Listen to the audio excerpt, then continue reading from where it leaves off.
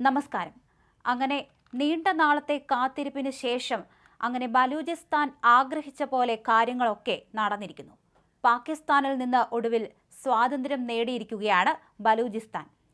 ബലൂച്ച് മേഖലയുടെ 85% പ്രദേശങ്ങളും തങ്ങളുടെ നിയന്ത്രണത്തിലാണെന്നും ഇനി മുതൽ പാകിസ്ഥാന്റെ ഭാഗമല്ലെന്നും റിപ്പബ്ലിക് ഓഫ് ബലൂചിസ്ഥാൻ എന്ന പേരിൽ പുറത്തിറക്കിയ പ്രസ്താവന പറയുന്നുണ്ട്. മാ ചുകൈൻ ബലൂചാനി എന്ന ദേശീയ ഗാനവും ദേശീയ പതാകയും ബലൂചി ഫലൂസ് എന്ന ഔദ്യോഗിക കറൻസിയും സ്വീകരിച്ചു എന്നും ഇവർ അവകാശപ്പെടുന്നുണ്ട്. പുതിയ ഭരണകൂടം ഖനന വിഭവങ്ങൾ, 150-ലധികം പ്രകൃതിവാതക പാടങ്ങൾ, 1200-ലധികം കൽക്കരി ഖനികൾ എന്നിവയുടെ നിയന്ത്രണം ഏറ്റെടുത്തതായും പ്രസ്താവനയിൽ പറയുന്നു. പാകിസ്ഥാൻ സൈന്യം, പോലീസ്, ഫ്രണ്ടിയർ കോർപ്സ്, ലെവീസ് എന്നിവയിൽ സേവനമനുഷ്ഠിച്ചിരുന്ന നിരവധി ബലൂജികളും പഷ്തൂണുകളും രാജിവെച്ച് ബലൂചിസ്ഥാൻ പക്ഷത്തേക്ക് ചേർന്നു. പാകിസ്ഥാന്റെ സൈന്യത്തിനോ നാവികസേനയ്ക്കോ വ്യോമസേനയ്ക്കോ ഭാവിയിൽ ബലൂചിസ്ഥാന്റെ ഭൂമിയോ വ്യോമപാതയോ തീരപ്രദേശമോ ഉപയോഗിക്കാൻ അനുവദിക്കില്ലെന്നും പ്രസ്താവനയിൽ പറയുന്നു.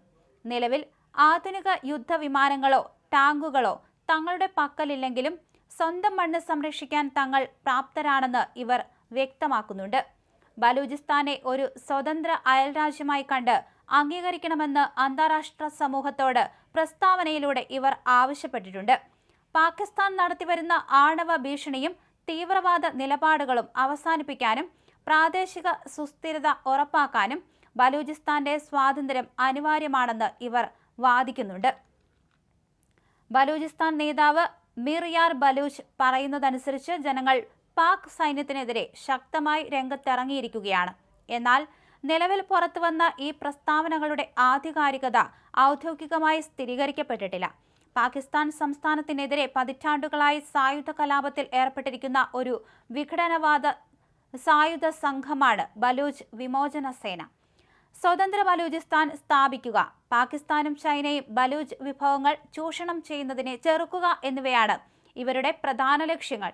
ഈ ലക്ഷ്യം നേടുന്നതിനായി പാകിസ്ഥാൻ സുരക്ഷാ സേന അടിസ്ഥാന സൗകര്യങ്ങൾ, ബലൂചിസ്ഥാനിലെ ചൈനീസ് താൽപര്യങ്ങൾ, പ്രത്യേകിച്ച് ചൈന പാകിസ്ഥാൻ സാമ്പത്തിക ഇടനാഴിയുമായി ബന്ധപ്പെട്ടവ എന്നിവയെ ലക്ഷ്യമിട്ട് ബലൂച്ച് വിമോചന സേന നിരവധി ആക്രമണങ്ങൾ നടത്തിയിട്ടുണ്ട്.